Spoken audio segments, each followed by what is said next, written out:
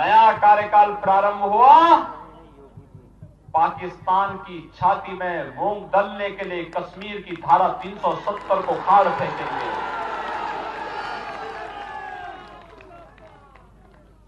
जिसके सीने में कलेजा होगा वही इस प्रकार का निर्णय ले पाएगा।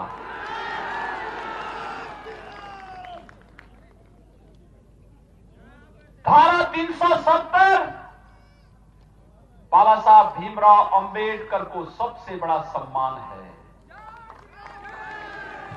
याद करिए, बाबा साहब भीमराव अंबेडकर ने विरोध किया था 1952 में, जब कांग्रेस ने चुपचाप संविधान में धारा 370 को जोड़ने का कार्य किया था। तब इस बात को कहा था बाबा साहब भीमराव अंबेडकर ने कि धारा 370 कश्मीर के लिए अलगाववाद का कारण बनेगी, विकास को ठप कर देगी। भाइयों बहनों, प्रधानमंत्री मोदी जी को इसका श्रेय कि कश्मीर से धारा 370 को सदैव के लिए समाप्त कर दिया। अब कश्मीर में विकास होगा, और अगर झारखंड का कोई नौजवान जम्मू कश्मीर में कमाने गया है और वो चाहता है कि जम्मू कश्मीर में ही मैं बस जाऊं, तो उसको भी अब वहां जमीन खरीद करके मकान बनाने का अधिकार होगा, जो कभी नहीं था। भाइयों बहनों, याद करिए,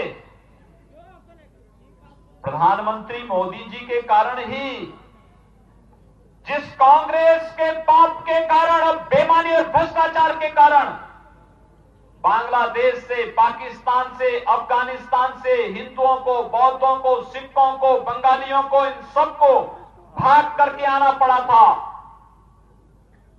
दर दर की ठोकरें खा रहे थे, कोई उनका पुरसा हल नहीं था।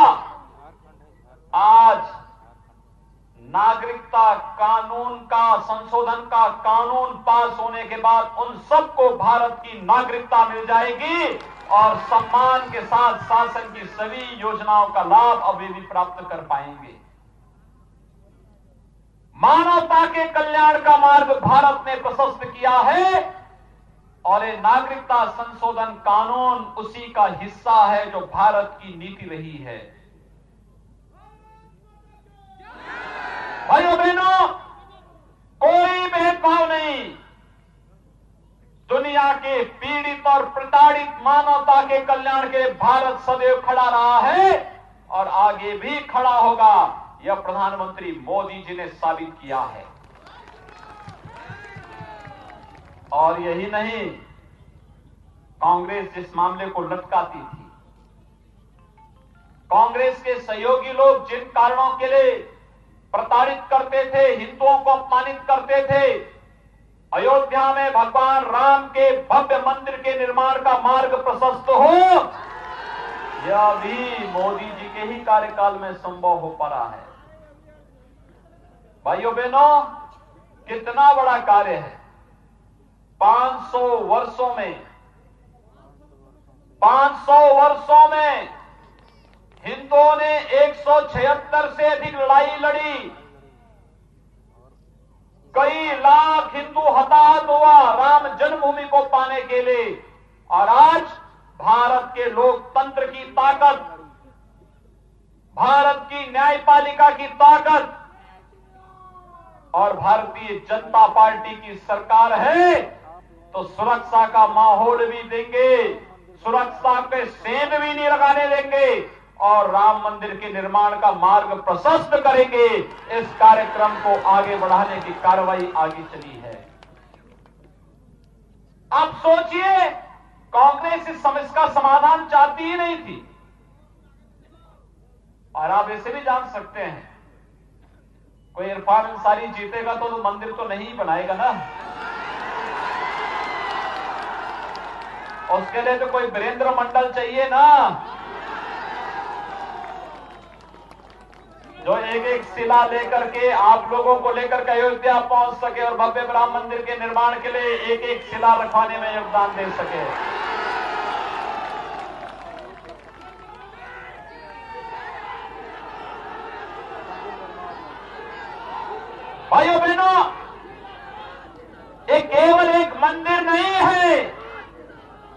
भगवान राम की जन्मभूमि में बनने वाला राष्ट्र मंदिर है जिस पर भारत की आत्मा विराजमान होगी,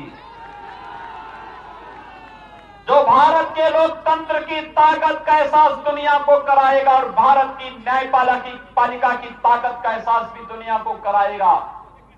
और यही नहीं, भारत का वनवासी, गिरवासी, आदिवासी, हरिजन समाज के अंतिम पायदान पर खड़ा हुआ व्यक्ति भी गर्व से कहेगा कि मेरे प्रभु राम का ये मंदिर है, क्योंकि राम तो हम सबके हैं। एक गौरव की अनुभूति कराने वाला भव्य मंदिर का निर्माण अयोध्या में होने वाला है, और उसी के लिए तो आपको आमंत्रण देने के लिए मैं अयोध्या से यहां आपके लिए आया हूं। इसीलिए आया हूं कि जब भारतीय जनता पार्टी की सरकार होगी, भारतीय जनता पार्टी को रोकने के लिए सभी भ्रष्ट और बेईमान लोग एक मंच पर क्यों आ गए? ये सब इसीलिए आए हैं, भारतीय जनता पार्टी को रोकने के लिए। लेकिन जनता जागरूक हो चुकी है और जनता उनके बहकावे में नहीं आएगी, ये मुझे विश्वास है। भाइयों बहनों, इसीलिए आप सबसे अपील करने के लिए मैं विशेष रूप से आया हूं। आप सोचिए, भगवान राम राज्य की आधारशिला, दुनिया के अंदर शासन की सर्वोत्तम शासन माना जाता है, जहां पर शासन में कोई भेदभाव नहीं होता, न जाति के नाम पर, न मत के नाम पर, न मजहब के नाम पर, न क्षेत्र के नाम पर, न भाषा के नाम पर। गरीब को शासन की योजनाओं के साथ जोड़ना, उसकी सुरक्षा की गारंटी देना, हर एक के विकास के लिए व्यापक कार्य योजना बनाना, और यही तो कार्य केंद्र में मोदी जी कर रहे हैं और झारखंड में श्री रघुवर दास जी कर रहे हैं। यही तो कार्यक्रम चल रहे हैं। गरीब को आवास मिल जाना, गरीब को स्वास्थ्य की सुविधा मिल जाना, गरीब के घर में बिजली का बल्ब जल जाना, गरीब को राशन कार्ड की सुविधा मिल जाना, गरीब को रोजगार की सुविधा मिल जाना, विकास की योजनाओं को तेजी के साथ आगे बढ़ा देना।